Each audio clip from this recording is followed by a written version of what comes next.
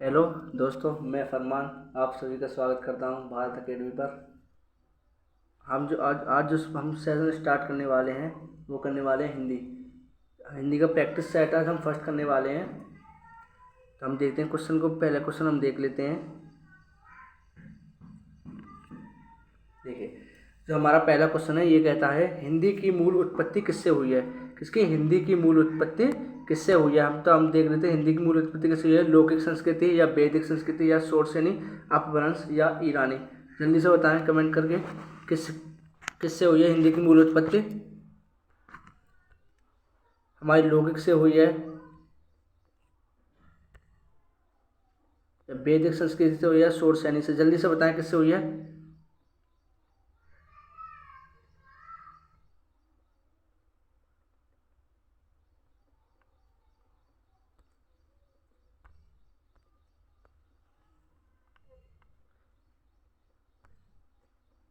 यहाँ पे जो हमारा सही सा आंसर है वो है क्या है, सी।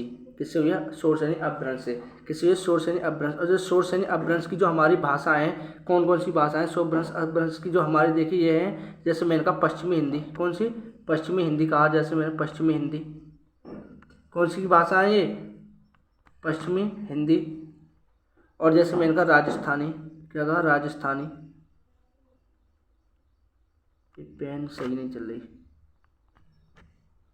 राजस्थानी पश्चिमी हिंदी। पहाड़ी गुजराती। जैसे मैंने कहा है पहाड़ी गुजराती, इन्हें आप नोट कर सकते हैं। ये पेन हमारी सही नहीं चल रही है अभी। पश्चिमी हिंदी और ये राजस्थानी मैंने कहा पहाड़ी गुजराती है हमारी क्या होंगी। इसमें शोर सैनिकी भाषा होती है। क्या होती है? शोर सैनिकी में इसके अंतर्गत आती है। तो कौन सा हमारा सही आंसर हो जाएगा? पहले और पहले का सी ऑप्शन बिल्कुल करेक्ट हो जाएगा। ठीक है, अगला क्वेश्चन हम देख लेते हैं। जैसे मैंने अगला क्वेश्चन लगाया, देखिए अगला क्वेश्चन है आधुनिक काल का सूरदास किसे कहा जाता है। जल्दी से बताएं आधुनिक काल का सूरदास किसे कहा जाता है। हरिऔध को। क्या कहता है? हरिऔध को कहा जाता है, या मैथिली शरण गुप्त को, या पारणे या घनानंद को कहा जाता है। जल्दी से बताएं किसको कहा जाता है आधुनिक काल का सूरदास। जो हमारा आधुनिक काल का जो सूरदास कहा जाता है, चलिए बताएं आधुनिक काल का सूरदास किसे कहा जाता है। देखिए, आधुनिक काल का जो सूरदास कहा जाता है वो कहा जाता है हरिऔध को। किसको? हरिऔध को। हरिऔध को इसको आधुनिक काल का क्या कहा जाता है? सूरदास कहा जाता है। अगर मैं बात करता हूँ इसकी मैथिली शरण गुप्त की, मैथिली शरण गुप्त को जो कहा जाता है वो कहा जाता है क्या? तुलसीदास। क्या कहता है? आधुनिक काल का तुलसीदास कहा जाता है। क्या कहा जाता है? तुलसीदास। इनको क्या कहा जाता है? तुलसीदास कहा जाता है। अगर मैं बात करता हूँ किसकी, अगर सूरदास की बात करता हूँ तो किसको? हरिऔध को कहा जाता है। इनको क्या कहा जाता है? तुलसीदास। तो हमारा कौन सा ऑप्शन सही हो जाएगा? ए ऑप्शन बिल्कुल सही हो जाएगा। इनकी मैं रचना की बात करता हूँ। इनकी रचना देखिए, इनकी रचना कौन कौन सी है। इनकी जो रचना है वो रचना लिख लीजिए, रचना लिखें। इनकी जो रचना है एक तो वह है हमारी प्रिय प्रयास। क्या है? प्रिय प्रयास। प्रिय प्रवास। प्रिय प्रवास क्या है? हमारी प्रिय प्रवास है। प्रिय प्रयास। और परिजात, एक परिजात है इनकी। एक बेदही। क्या है? एक बेदही बनास है। आप नोट कर सकते हैं, इन्हें नोट कर लें आप इनको।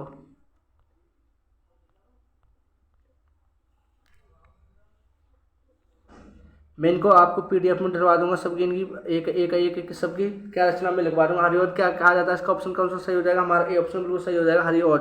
क्या था? हरिऔध। इनका अगर पूरा नाम है तो क्या है? अयोध्या सिंह उपाध्याय। क्या है? अयोध्या सिंह उपाध्याय इनका पूरा नाम है। अगला क्वेश्चन हम लगा लेते हैं। अगला क्वेश्चन क्या कहता है हमारा, कवि का शुद्ध स्त्रीलिंग क्या होगा। जल्दी से बताएं कवि का शुद्ध स्त्रीलिंग क्या होगा। हमारा एक कनिष्क होगा, या कवित्री होगी, या कवित्री ये होगी, या कवित्री ये सही रही होगी। जल्दी से बताएं इस क्वेश्चन का आंसर बिल्कुल। कनिष्क या कवित्री या कवित्री या कवित्री। तो इसका सही आंसर जो हो जाएगा हमारा क्या हो जाएगा? जल्दी से बताएं। कवित्री। कवित्री जो हम लिखते हैं, देखो कवि का स्त्रीलिंग जो लिखते हैं ऐसे लिखते हैं कवित्री। क्या लिखते हैं? रुकिए,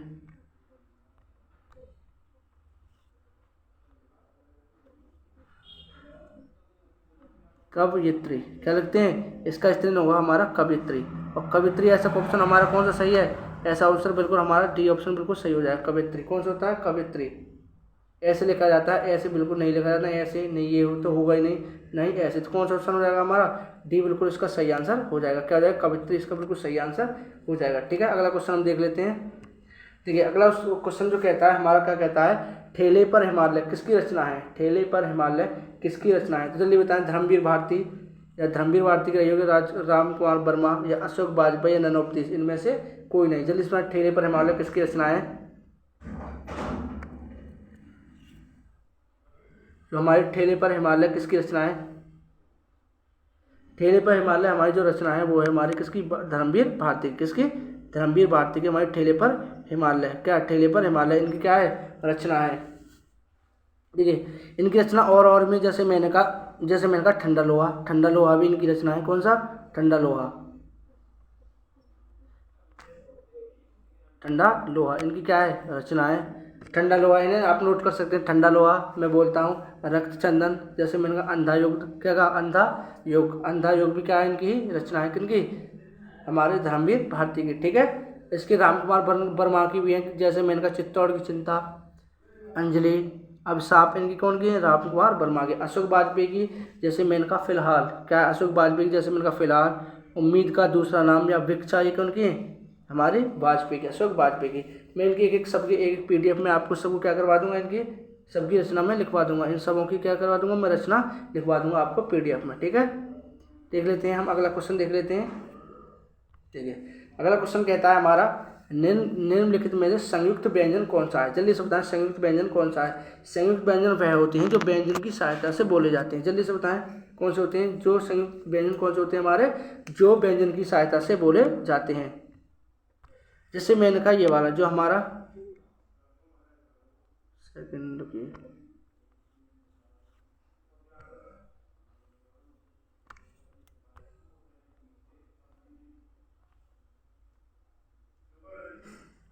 ठीक है, इसका जो होता है हमारा किसका, छः, छः कैसे लिखा जाता है, हम बोलते हैं इसे कै या प्लस से, ये क्या लिखा जाता है हमारा, से। त्रय कैसे लिखा जाता है, त्रय, ता प्लस रे, ते प्लस रे।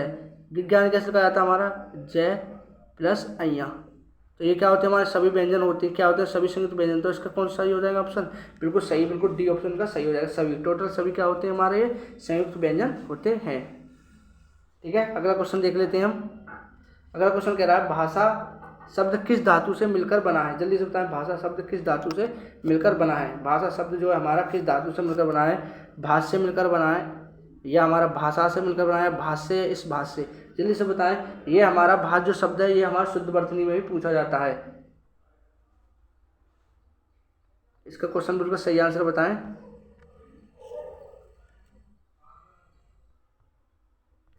देखिए तो कौन सा होता है, ये भाष, ये वाला भाष है, ये भाष, या ये भाष, या ये भाष।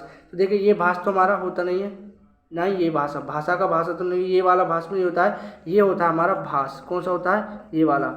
लेकिन इसके नीचे क्या लगता है, हलंत लगता है, क्या लगता है, हलंत। ये ऑप्शन बिल्कुल सही हो जाएगा। ऑप्शन कौन सा हमारा, डी ऑप्शन बिल्कुल सही हो जाएगा। भाष जिसके हलंत लगता है उसी के नीचे भाष। ये किससे बना है, संस्कृत भाषा से बना है। किससे, संस्कृत भाषा से बना है। कौन सा, हमारा भाष शब्द जो है ये संस्कृत भाषा से बना है। इसका अर्थ होता है, इसका अर्थ होता है कहना, कहना या बोलना। इसका अर्थ क्या होता है, बोलना या कहना, बोलना कहना। इसका भाषा का अर्थ क्या होता है भाई, भाषा शब्द का अर्थ होता है बोलना है, संस्कृत भाषा से बना है ये हमारा शब्द। आप लोगों को नोट कर सकते हैं। ठीक है, अगला क्वेश्चन हम देख लेते हैं। देखिए अगला क्वेश्चन कह रहा है, प्रत्येक में कौन सा संधि है। जल्दी बताएं, प्रत्येक में कौन सा संधि है।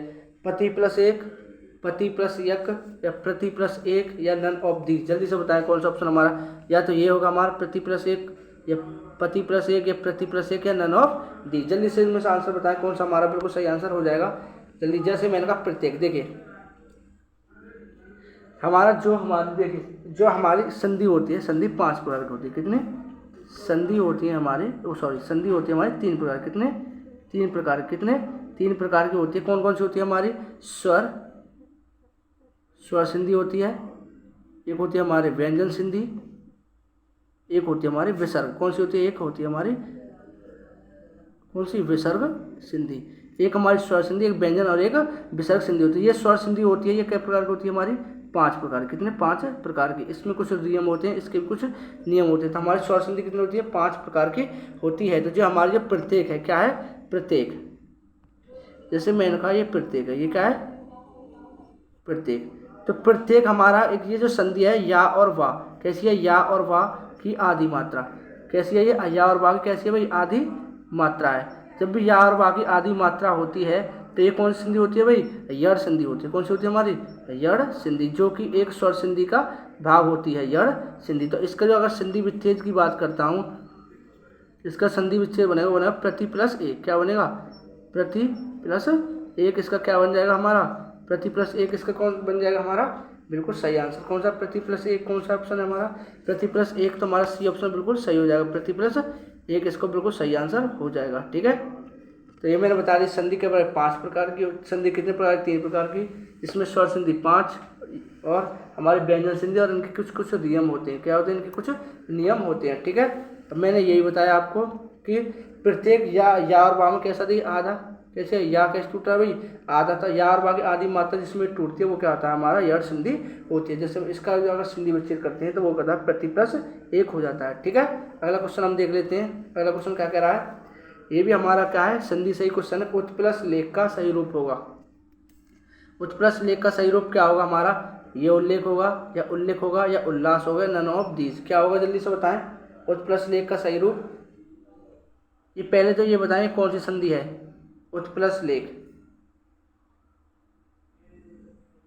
तो कौन सी है, जल्दी देखो, ये हमारी कौन सी संधि है, पहली बात तो ये व्यंजन संधि है। कौन सी, व्यंजन संधि होती है।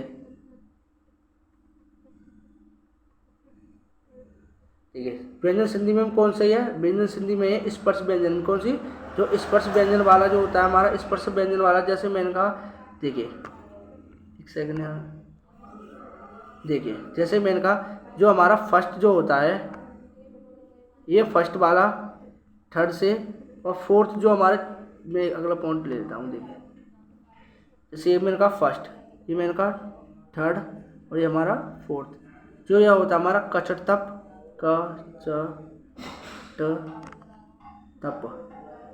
ये क्या होता है हमारा, तीसरा होता है गजड़ दव, गजड़ दव। ये क्या होता है, णा णा यणनम, यणनम।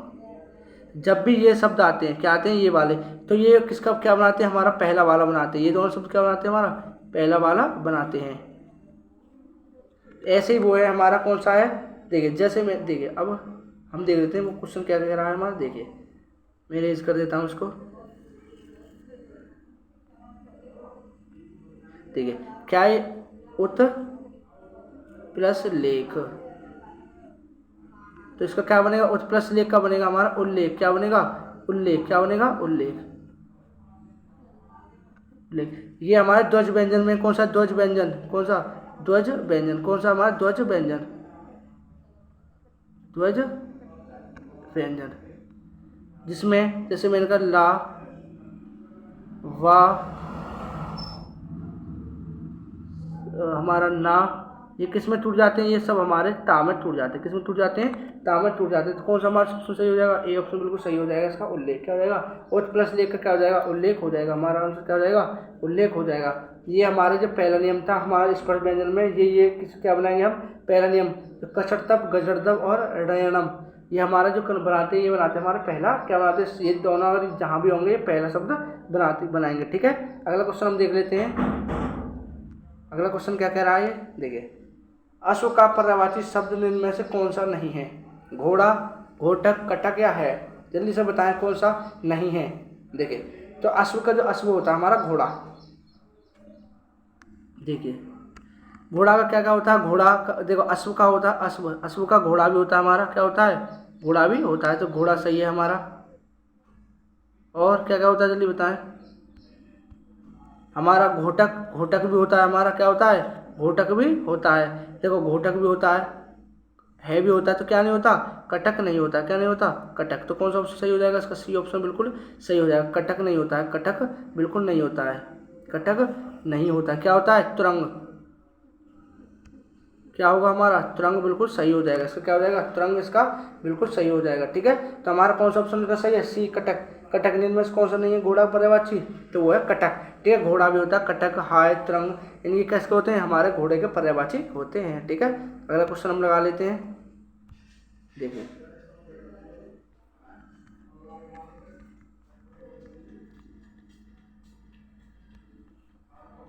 देखिए अगला क्वेश्चन है हमारा, 9वां हो गया था, ये 10वां। देखिए कह रहा है हे राम तुम कहाँ हो, कौन सा कारक है, जल्दी बताएं। हे राम तुम कहाँ हो, कौन सा कारक है इसमें, हे राम तुम कहाँ हो, इसमें कौन सा कारक है। ठीक है, देखो हे राम संबंध है या हमारा अधिकरण है या संबोधन है या करण है, जल्दी से बताएं हमारा कौन सा कारक होता है। पहली बात तो ये बताएं हमारे कारक कितने प्रकार के होते हैं। तो हमारे देखिए अगर मैं बात करता हूँ कारक, जो कारक होते हैं हमारे कितने प्रकार के होते हैं, 8 प्रकार। कितने, 8 प्रकार के होते हैं। कितने प्रकार के होते हैं हमारे कारक, 8 प्रकार के होते हैं। ठीक है, कौन कौन से होते हैं, देखिए जैसे मैं इनका, ये तो कलर दिख नहीं रहा, कर्ता, कर्ता ने कर्म को, कर्ता ने कर्म को करण से आता है या के साथ आता है, से या के साथ। कर्ता ने कर्म को करण से, कर्ता ने कर्म को करण से, अपादान से, देखिए अपादान से, ये क्या होता है, अलगाव होता है। क्या होता है, अलगाव। तो ये क्वेश्चन क्या कह रहा है, हम क्वेश्चन देखते हैं पहले। ये कह रहा हे राम तुम कहाँ हो, तो हे राम तो कौन सा होगा हमारा, हे राम। देखिए अब मैं लिखवा देता हूँ, देखिए कहाँ है हमारा वो। अगला ले लेते हैं, कर्ता ने कर्म करण से, अपादान से, अधिकरण। देखिए ले लेता हूँ अधिकरण, अधिकरण। अधिकरण में क्या होता है, मैं या पर, मैं या पर। ठीक है, संबोधन, एक सेकंड, देखिए अधिकरण में यहाँ पर संबंध काकी के, संबंध का की के, काकी के, अधिकरण में यहाँ पर, और क्या होगा हमारा,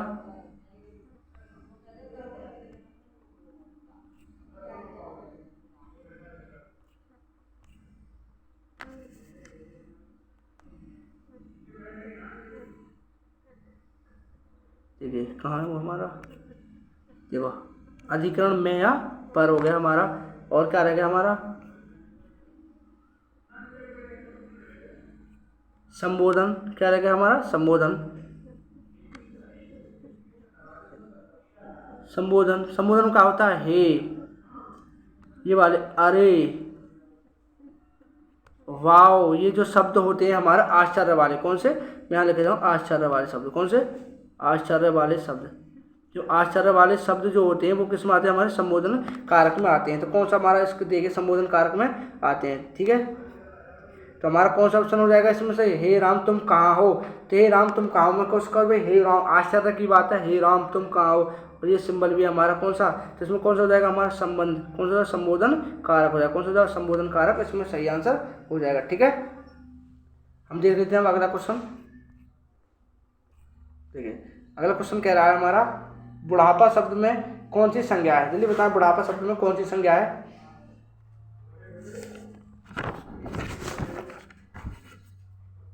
देखो बुढ़ापा शब्द, देखो जातिवाचक कौन से होते हैं, जिसमें किसी पूरे जाति की बात की जाए। जैसे मैंने कहा कुत्ता, बिल्ली, भैंस, गाय, क्या होती है हमारा आदमी, क्या होती है हमारी जातिवाचक संज्ञा होती है। भाववाचक में जिसे हम अनुभव कर सकते हैं लेकिन देख नहीं सकते। जैसे मैंने कहा ईमानदारी, बेईमानी, बुढ़ापा, बचपन।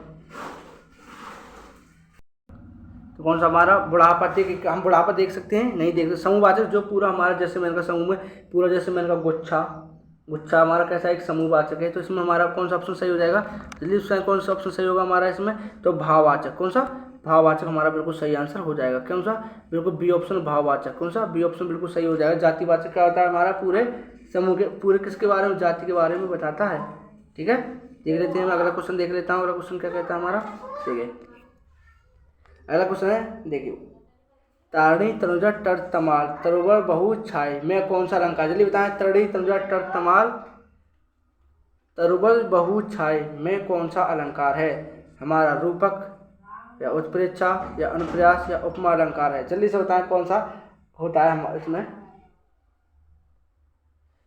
तरुणी तनुजा टर तमाल तरुबर बहु छाय में कौन सा अलंकार है? जल्दी से देखिए, तो कौन सा होता है? देखिए रूपक अलंकार कौन से होते हैं? देखो हमारा रूपक अलंकार होता है जहाँ उपमेय में, जहाँ रूपक अलंकार होता है जहाँ उपमेय में उपमान का भेद रहित आरोप होता है। कहाँ होता है? जहाँ उपमेय में उपमान का भेद रहित आरोप होता है, वो होता है हमारा रूपक अलंकार। कौन सा अलंकार होता है? वो रूपक अलंकार होता है हमारा। ठीक है, अगर उत्प्रेक्षा अलंकार की बात करता हूँ, उत्प्रेक्षा अलंकार होता है जहाँ उपमेय में उपमान की संभावना की जाए, जहाँ उपमेय में उपमान की संभावना की जाए। अगर मैं यहाँ उपमा की बात करता हूँ, किसमें? उपमा। उपमा अलंकार होता है जहाँ उपमेय में उपमान की क्या की जाए? तुलना की जाए। क्या की जाए? तुलना की जाए। और मैं अगर बात करता हूँ, हमारा इसका बिल्कुल जो सही आंसर होगा वो होगा हमारा अनुप्रास अलंकार। क्या होगा? अनुप्रास अलंकार। अनुप्रास अलंकार वह होता है जो एक वर्ड की बार बार आवृत्ति हो, जिसमें एक वर्ड की क्या हो? बार बार आवृत्ति हो, उसी को क्या बोलते हैं? हम अनुप्रास अलंकार बोलते हैं। एक वर्ड की बार बार आवृत्ति को क्या बोलते हैं? अनुप्रास अलंकार बोलते हैं। ठीक है, अगला क्वेश्चन हम देख लेते हैं। इसको आप आज पोज कर क्या कर आप रोक के इसकी इनकी सबकी डेफिनेशन लिख सकते हैं, जैसे मैं बोल रहा हूँ। ठीक है, अगला क्वेश्चन हम देख लेते हैं क्या कहता है अगला क्वेश्चन। ये कह रहा है चौपाई छंद में कितनी मात्रा होती है? जल्दी बताएं, चौपाई छंद में कितनी मात्राएं होती हैं? देखिए जो हमारी 24 मात्राएं होती हैं वो किसमें होती हैं? दोहे में। कितने में? दोहे में 24 मात्राएं होती हैं। कितनी? दोहे में 24 मात्राएं होती हैं। जो हमारी 26 मात्राएं होती हैं, 26 मात्राएं होती हैं हमारे गीत काम में। किसमें? गीत काम में। पेन नहीं चल रहा, गीत काम में। चलो मैं इसको सब PDF में आपको डलवा दूंगा। ठीक है, देखिए जो हमारी मेरे बारे में जो 24 मात्रा आप नॉकडाउन में कर सकते हैं, जो किसमें होती हैं? दोहे में। जो हमारी 26 मात्राएं होती हैं वो होती है हमारी गीत काम में। और जो 28 मात्राएं 28 मात्राएं होती है किसमें होती हैं? वो होती है हमारे हरिगीत काम में। तो चौपाई छंद में जो होती है हमारी वो होती हैं 16 कितनी? 16 मात्राएं होती हैं, जिसके पहले और दूसरे चरण में 16 और तीसरे और चौथे चरण में पहले और तीसरे चरण में 16 और दूसरे और चौथे चरण में कितनी होती है? 16 मात्राएं होती हैं। तो कौन सा उत्तर सही हो जाएगा हमारा? तो हमारा कौन सा सही आंसर होगा इसका? बी इनका बिल्कुल सही आंसर हो जाएगा। ठीक है, बी 16 मात्राएं होती हैं। ठीक है, अगला क्वेश्चन हम लगा देते हैं। देखिए अगला क्वेश्चन कहता है हमारा करुण रस में कौन सा स्थायी भाव है? चलिए बताएं, करुण रस में रति या हास या भय या शोक, इसमें करुण रस में कौन सा स्थायी भाव है? देखिए जो हमारा रति होता है वो होता है किसमें? श्रृंगार रस में होता है हमारा रति स्थायी भाव। हास देखिए भय किसमें होता है? हमारा भयानक रस में। और हास्य रस में क्या होता है? हमारा हास। अगर मैं करुण रस की बात करता हूँ वो होता है हमारा कैसा? शोक अवस्था में अगर जिसकी बात की जाती है तो वो होता है हमारा करुण रस। तो कौन सा ऑप्शन बिल्कुल इसका सही होगा? हमारा इसका ऑप्शन बिल्कुल सही हो जाएगा, डी ऑप्शन बिल्कुल शोक। किसकी? शोक की बात होती है करुण रस में। किसकी? शोक। इनको भी लिख लें। रति में किसको होता है? श्रृंगार। हास्य रस किसमें होता है? हास्य रस में। और भय किसमें होता है? हमारा भयानक रस में होता है। ठीक है, अगला क्वेश्चन देख लेते हैं। अगला क्वेश्चन कहता है विवरण चिन्ह कौन सा है? इनमें से जल्दी बताएं विवरण चिन्ह कौन सा है? देखिए विवरण चिन्ह का मतलब होता है अगर हम एक हेडिंग के रूप में लिखते हैं, किसके रूप में लिखते हैं? एक हेडिंग के रूप में लिखते हैं, वही कौन सा होता है? हमारा विवरण चिन्ह होता है। कौन सा? अगर मैं बात करता हूँ हेडिंग के रूप में, किसके रूप में? हेडिंग के रूप में जो लिखते हैं वही क्या आता है? हमारा विवरण चिन्ह। अगर तुमने देखा होगा तो हम कैसे लिखते हैं हेडिंग के रूप में? इस तरीके से। इस तरीके से कौन सा ऑप्शन है हमारा? इस ऑप्शन तो कोई सा नहीं है इसमें। तो इसमें हमारा कौन सा ऑप्शन है? डी ऑप्शन सही हो जाएगा इसका, नन ऑफ दीज। तो हमारा हेडिंग के रूप में हम जो लिखते हैं वो लिखते हैं हम विवरण चिन्ह को। ठीक है, कौन सा लगाते हैं हम? विवरण चिन्ह हेडिंग के रूप में। किसी भी हम हेडिंग डालते हैं तो किसका यूज करते हैं? हम विवरण चिन्ह का। अगला क्वेश्चन हम देख लेते हैं। देखिए अगला क्वेश्चन कह रहा है चौराहा शब्द में कौन सा समास है? जल्दी बताएं, चौराहा शब्द में कौन सा समास है? हमारा दिगु या तत्पुरुष समास या बहुवचन समास या नन ऑफ दिस, इनमें से कोई नहीं। जल्दी से बताएं।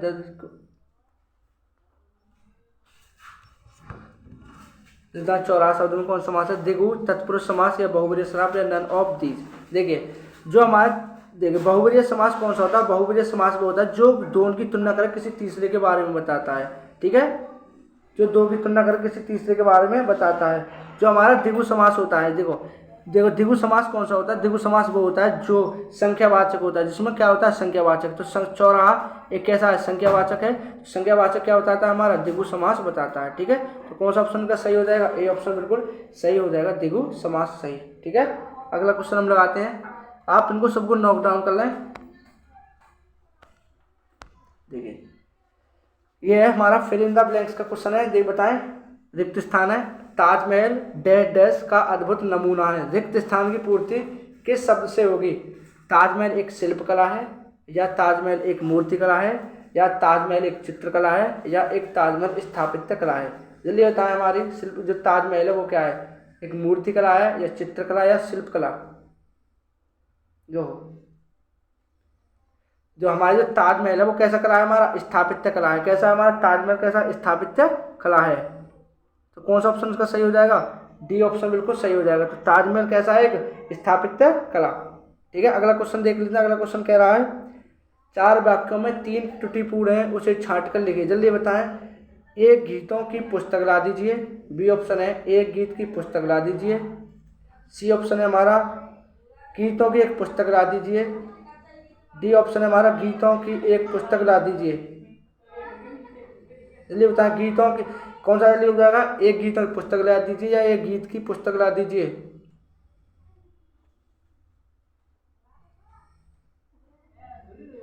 देखिए तो ये जाएगा हमारा, देखिए गीतों की एक पुस्तक ला दीजिए, ये तो हमारा एक गीत की पुस्तक ला दीजिए, ये तो ये भी गलत है, ये भी गलत है हमारा। कैसा? गीतों की एक पुस्तक ला दीजिए, गीतों की पुस्तक एक ला दीजिए, ये भी बिल्कुल क्या हो जाएगा हमारा? गलत। तो मैं गीतों की एक पुस्तक ला दीजिए, ये कौन सा जाएगा हमारा? बिल्कुल सही हो जाएगा, गीतों की एक पुस्तक ला दीजिए। कौन सा ऑप्शन हमारा सही हो जाएगा? डी ऑप्शन बिल्कुल सही हो जाएगा। ठीक है, गीतों की एक पुस्तक ला दीजिए। ठीक है, अगला क्वेश्चन देख लिए हम।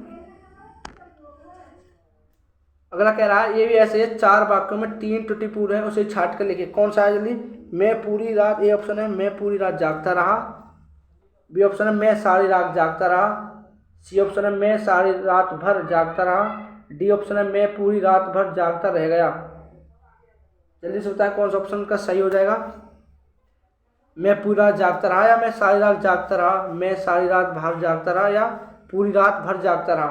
ठीक है, तो कौन सा ऑप्शन का सही हो जाएगा? मैं सारी रात जागता रहा। कौन सा? डी बी ऑप्शन बिल्कुल सही हो जाएगा, मैं सारी रात क्या रहा? जागता रहा।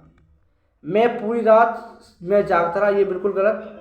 मैं सारी रात भर जागता रहा, ये भी बिल्कुल गलत है। मैं पूरी रात भर जागता रह गया, ये भी बिल्कुल क्या है हमारा? गलत है। तो कौन सा ऑप्शन सही हो जाएगा? हमारा बी ऑप्शन बिल्कुल इसका सही आंसर हो जाएगा। कौन सा? मैं सारी रात जागता रहा। ठीक है, देखिए अगला क्वेश्चन। अगला क्वेश्चन कह रहा है, संकीर्ण का विलोम क्या है? ए ऑप्शन है विकीर्ण, बी ऑप्शन है अनुदार, सी ऑप्शन है उत्कीर्ण, और डी ऑप्शन है उदार। जल्दी बताएं, संकीर्ण का विलोम विकीर्ण या अनुदार, या उत्कीर्ण या उदार? तो कौन सा हो जाएगा हमारा इसका आंसर? संकीर्ण का जो विलोम होता है वो होता है हमारा कौन सा होता है? उदार। क्या होता है? उदार। डी ऑप्शन इसका सही हो जाएगा, संकीर्ण का विलोम उदार। ठीक है, अगला क्वेश्चन है हमारा इसी में ही। वो कहता है मृगधर का पर्यायवाची है। मृगधर, जल्दी बता, शिव, मयूर, या सिंह, या चंद्रमा? मृगधर का पर्यायवाची है।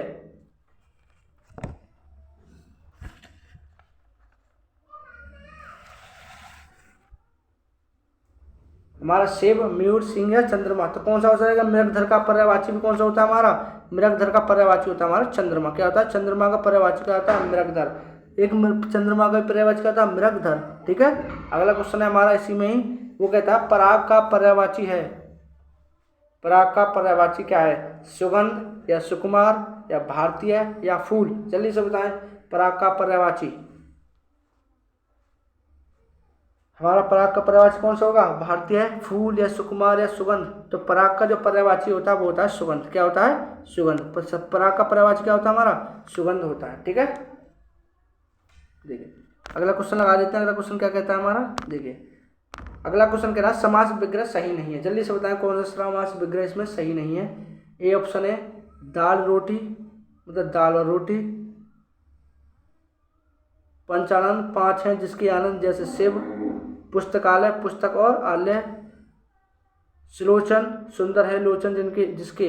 जल्दी बताएं। दाल रोटी दाल और रोटी, या पंचानन 5 है जिसके आनंद, ये बिल्कुल सही है हमारा क्या है, ये भी हमारा सही है। कह रहा पंचानन क्या होता है, 5 है जिनके क्या आनंद शिव जैसा सही है। सुलोचन मतलब जो सुंदर होता है उसे क्या बोलते हैं, सुलोचन, ये भी हमारा सही हो जाएगा। दाल रोटी मतलब दाल और रोटी। पुस्तकालय पुस्तक और आलय, ये क्या हो जाएगा हमारा बिल्कुल गलत। तो हमारा ऑप्शन सही कौन सा हो जाएगा, सी ऑप्शन बिल्कुल सही आंसर हो जाएगा इसका, पुस्तकालय। ठीक है, तो कौन सा होगा पुस्तकालय, पुस्तक और आलय। ये क्या नहीं, समास विग्रह सही नहीं है। ठीक है, इसका सही समास विग्रह ये सही नहीं है। ठीक है, अगला क्वेश्चन है हमारा, ये कह रहा है हमारा भीगी बिल्ली होने का अभिप्राय है। क्या है अभिप्राय, भीगी बिल्ली होने का अभिप्राय है भीग जाना, या बिल्ली की आवाज़ निकालना, या डर जाना, या सर्दी लग जाना। जल्दी से बताएं कौन सा ऑप्शन सही हो जाएगा इस मुहावरे का। भीगी बिल्ली का होना, भीग जाना, या बिल्ली की आवाज़ निकालना, या डर लगना, या सर्दी लग जाना। तो कौन सा होता है भीगी बिल्ली होना। भीगी बिल्ली का मतलब होता है हमारा डर होना। क्या होना, डर होना। और कौन सा ऑप्शन है हमारा, डर होना। तो कौन सा हमारा सी ऑप्शन बिल्कुल सही हो जाएगा, डर होना। भीगी बिल्ली का अर्थ क्या होता है हमारा, डर जाना। कैसा होना है, डरना। किसी चीज़ को हम जो देखकर डर जाते हैं उसे क्या होते हैं, भीगी बिल्ली होना। क्या होता है, भीगी बिल्ली होना मतलब डर जाना। अगला क्वेश्चन कह रहा है कौन सा मिश्र वाक्य है, मतलब जो दो शब्दों से मिलकर बना है, कौन सा मिश्र वाक्य जो हमारा ये है, ये कह रहा है कौन मिश्र वाक्य है, कौन मिश्र वाक्य है। जल्दी से बताएं। ए ऑप्शन है राहुल पढ़ रहा है, तो ये तो एक सिंपल सेंटेंस है, राहुल पढ़ रहा है, ये तो एक पूरा वाक्य है। सुरेश नदी में डूबने लगा, ये भी क्या है हमारा एक ही वाक्य है। सी ऑप्शन है मैंने सुना है कि सुरेश ने निकाह कर लिया है। या अगला ऑप्शन है वह गया, वह आया थोड़ी देर बैठा और तुरंत लौट गया, ये भी क्या है हमारा एक ऑप्शन है। वह गया मतलब एक की ही बात हो रही है, एक ही बात हो। जैसे मैंने कहा देखिए सी ऑप्शन देखिए, इसका मैंने सुना है कि, इस की ने किसने, इस की ने क्या कर दी, इसके बीच में संबंध बनाते हैं कि सुरैया ने निकाह कर लिया है। मैंने सुना है कि सुरैया ने निकाह कर लिया है। तो कौन सा ऑप्शन मिश्र वाक्य हो जाएगा हमारा, सी ऑप्शन बिल्कुल सही हो जाएगा इसका। ठीक है, अगला क्वेश्चन देखते हैं। अगला क्वेश्चन कह रहा है ने अपराध में प्रयुक्त उपसर्ग है। ने अपराध में कौन सा उपसर्ग है, उपसर्ग कौन से होते हैं, जल्दी से बताएं। पहले उपसर्ग,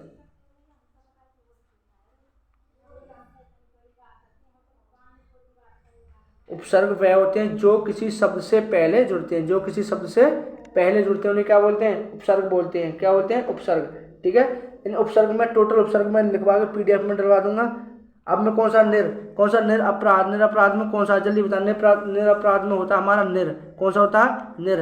नी नहीं होगा ना ये नहीं होगा, क्या हो जाता है निर, जिसके पीछे हलंत होता है। क्या होता है, हलंत, वो क्या होता है हमारा उपसर्ग होता है। कौन सा, निरअपराध में उपसर्ग है। ठीक है, अगला क्वेश्चन कहता है आज धन डैश कोई नहीं पूछता, वाक्य किस अवयव से पूरा होगा। आज धन के बिना कोई नहीं पूछता, आज धन के साथ कोई नहीं पूछता, या आज धन तक को कोई नहीं पूछता। डी ऑप्शन है आज धन कहाँ कोई नहीं पूछता। जल्दी बताएं इसमें कौन सा सही होगा। तो देखिए जैसे मैंने कहा आज धन के बिना, आज धन के बिना कोई नहीं पूछता, तो कौन सा ऑप्शन हमारा सही हो जाएगा, ए ऑप्शन बिल्कुल सही हो जाएगा। आज धन के बिना कोई नहीं पूछता है, कि धन के साथ कोई नहीं पूछता, ये भी गलत। क्या कह रहा है ये, आज धन तक को नहीं कोई पूछता, भाई बिना धन के तो कुछ बात नहीं है, तो आज धन को सभी पूछते, तो क्या हो जाएगा, ये भी गलत है। आज धन कहाँ से आया, ये भी बिल्कुल गलत हो जाएगा। तो कौन सा ऑप्शन हमारा सही हो जाएगा, ए ऑप्शन बिल्कुल इसका राइट आंसर हो जाएगा। आज धन के बिना कोई नहीं पूछता है। ठीक है, अगला क्वेश्चन है हमारा, अगला क्वेश्चन क्या है हमारा, एक गद्यांश है, इसको पढ़ें। ये कह रहा है संसार की दो अचूक शक्तियाँ वाणी और कर्म। कौन, वाणी और कर्म। कुछ लोग वचन से संसार को राह दिखाते हैं और कुछ लोग कर्म से। किससे, कुछ लोग वचन से और कुछ लोग किससे, राह दिखाते हैं, और कुछ लोग कर्म से। कुछ लोग वचन से और कुछ लोग कर्म से किसी व्यक्ति को राह दिखाते हैं। ठीक है, शब्द और आचार दोनों ही शक्तियाँ हैं। शब्द और जो हमारा आचार है वो दोनों ही क्या है, शक्तियाँ हैं। शब्द की महिमा अपार है, इसने कहा शब्द की महिमा अपार है। विश्व में साहित्य, कला, विज्ञान, शास्त्र शब्द शक्ति के प्रतीक प्रमाण है, पर कोरे शब्द व्यर्थ होते हैं। जिनका आचरण ना हो, कर्म के बिना वचन व्यवहार महान है, पर चिरस्थायी और सनातनी शक्ति को व्यवहार ही है। गांधी जी ने इन सभी दोनों कठिन और अद्भुत साधना की थी। गांधी जी का संपूर्ण जीवन इन्हीं दोनों से युक्त है। किसे वाणी और व्यवहार एक थे, जो कहते थे कि वही करते हैं, वही उनकी महानता का रहस्य है। और कस्तूरबा ने शब्द की अपेक्षा कीर्ति की उपासना की थी, क्योंकि कीर्ति का उत्तम चिरस्थायी प्रभाव होता है। ये कह रहा है वाना कोरी शाब्दिक शास्त्रीय सैद्धांतिक शब्दावली नहीं सीखी थी। वो तो कर्म की उपासका थी, उनका विश्वास शब्दों की अपेक्षा कर्मों में था। वे जो कहा करते थे उसे पूरा करते थे। किसके बारे में कहा जा रहा है? ये महात्मा गांधी के बारे में कह रहे हैं। कौन? कस्तूरबा गांधी। जो वे कहा करते थे वो पूरा करते थे। कौन? महात्मा गांधी जी। ठीक है, ये कह रहा है उनका क्या कह रहा है? उनका विश्वास शब्दों की अपेक्षा कर्मों में था। उनका विश्वास किस में था? शब्दों की अपेक्षा किसी भी कर्मों में था। किनका भाई? महात्मा गांधी का। ये बात कौन कह रही है? ये कह रही हैं कौन? जल्दी से बताएं। और ये अगला क्वेश्चन ये कह रहा है उनका विश्वास अपेक्षा में था। वे जो उपासका थी उनके विश्वास शब्दों में था। वे जो कहा करते थे वही पूरा करते थे। वे रचनात्मक कार्यों को प्रधानता देते थे। इसी के बल पर उन्होंने अपने जीवन की सार्थकता और सफलता प्राप्त की है। तो ये जो पूरा हमारा गद्यांश है किसके पर आधारित है? गांधी जी पर। और ये किसने बताया है? देखिए, कस्तूरबा गांधी ने इनके बारे में पूरा वर्णन किया है। ठीक है, तो इसके हम क्वेश्चन देख लेते हैं। इसका क्वेश्चन क्या क्या है देखिए, पहले मैं सबको इरेज कर देता हूँ। देखिए क्वेश्चन है हमारा, देखिए क्वेश्चन क्या है? यह प्राय सज्जन व्यक्ति संसार को राह दिखाते हैं। जल्दी बताएं। अपनी कार्यकुशलता से या अपने कर्म एवं वाणी से, अपनी सेवा या भावना से, या प्रत्येक व्यक्ति की मदद करने से भावना। तो सज्जन व्यक्ति किस चीज से राह दिखाते हैं? तो किससे दिखाते हैं? प्राय सज्जन व्यक्ति किससे? अभी किसमें? कर्म और वाणी से। किससे? कर्म और वाणी से। तो अब सज्जन व्यक्ति किससे दिखाते हैं? कर्म और वाणी से। कौन सा ऑप्शन हो जाएगा? बी बिल्कुल इसका सही आंसर हो जाएगा। प्राय सज्जन व्यक्ति संसार को राह दिखाते हैं अपनी कार्यकुशलता से नहीं, अपने कर्म और वाणी से। उनका कैसा कर्म है, उनकी कैसी भाषा है, उससे क्या दिखाते हैं? वे राह दिखाते हैं किसी दूसरे व्यक्ति को। ठीक है, अगला क्वेश्चन कहता है जगत में क्या? जगत में साहित्य, कला, विज्ञान और शास्त्र। ए ऑप्शन है शास्त्र शब्द शक्ति के रूप हैं, या बी ऑप्शन है शब्द शक्ति का ज्ञान कराते हैं, या शब्द शक्ति के प्रमाणिक रूप हैं। शब्द शक्ति के प्रमाणिक रूप है, या शब्द शक्ति के पृथक नहीं है। जल्दी से बताएं कौन सा ऑप्शन का सही होगा।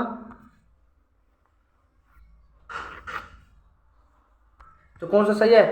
मैंने कहा था सब जो हमारे जो साहित्य, कला, विज्ञान और शास्त्र, जो शक्ति का शब्द का क्या है? प्रमाणिक रूप है। कैसा? एक प्रमाणिक रूप है। कैसा रूप है? एक प्रमाणिक रूप है। तो कौन सा ऑप्शन है इसका? सी ऑप्शन है। और इसका कौन सा है? बी ऑप्शन इसका है। ठीक है, हमारा कैसा है? हमारा कला, साहित्य, विज्ञान, शास्त्र शब्द के कैसे एक प्रमाणिक रूप है। क्या है? एक प्रमाणिक रूप है। ठीक है, अगला क्वेश्चन है हमारा, क्या कहता है? शब्द शक्ति के महान होते हुए भी, शब्द शक्ति के महान होते हुए भी व्यवहार की सनातनी शक्ति है, या व्यवहार की शक्तिशाली है, या व्यवहार भी अनेक शक्ति के रूप में है, या शब्द शक्ति का व्यवहार दोनों महान है। जल्दी से बताएं। अभी हमारा जो गद्यांश में पढ़ा था वो क्या था? शब्द शक्ति के महान होते हुए भी व्यवहार की सनातनी शक्ति है। कैसी है? व्यवहार की सनातनी शक्ति है। तो कौन सा ऑप्शन इसका सही हो जाएगा? ए ऑप्शन इसका बिल्कुल सही हो जाएगा। कौन सा? ए ऑप्शन बिल्कुल सही हो जाएगा, सनातनी शक्ति है। ठीक है, अगला क्वेश्चन है हमारा, गांधी जी की महानता यह थी। गांधी जी की महानता यह थी, क्या थी? देखिए कस्तूरबा कहते गांधी जी की महानता वह थी कि जो करते हैं वही करते हैं। जो कर्म उपासका थी कि उनका विश्वास उपेक्षा में था। जो करते हैं वही करते हैं, जो कहते थे वही करते हैं। तो क्या था महात्मा गांधी जी का? जो कहते हैं वही करते हैं। तो अगला ये क्वेश्चन है हमारा, गांधी जी की महानता थी कि वे सदैव गरीबी की मदद करते हैं, सदैव हिंसा से अपने आपस को दूर रखते हैं, सदैव सत्य का सहारा लेते हैं, जो कहते हैं वही करते हैं। तो कौन सा ऑप्शन सही हो जाएगा हमारा, जो कहते हैं वही करते हैं। कौन सा डी ऑप्शन इसका सही हो जाएगा। कस्तूरबा गांधी ने कहा था महात्मा गांधी के लिए, जो कहते हैं वही करते हैं। कौन, गांधी जी। ठीक है, देख लेते हैं अगला क्वेश्चन है हमारा, इस लास्ट क्वेश्चन होगा। और उपयुक्त अनुच्छेद में सर्वाधिक उपयुक्त शीर्षक है। अच्छा, उपयुक्त अनुच्छेद जो हमारा है इसमें सर्वाधिक कौन सा शीर्षक है, कस्तूरबा और गांधी, या महात्मा गांधी, या निष्ठामूर्ति कस्तूरबा, या वाणी और क्रम। सबसे ज़्यादा किसका प्रयोग हुआ है इस सर्वाधिक गद्यांश में, तो किसका हुआ है, महात्मा गांधी, या कस्तूरबा और गांधी, या वाणी और क्रम। तो किसका यूज हुआ है, हमारा वाणी और क्रम का यूज हुआ है। किसमें, इस हमारे अनुच्छेद में किसका यूज हुआ है सबसे ज़्यादा, वाणी और क्रम का यूज हुआ है।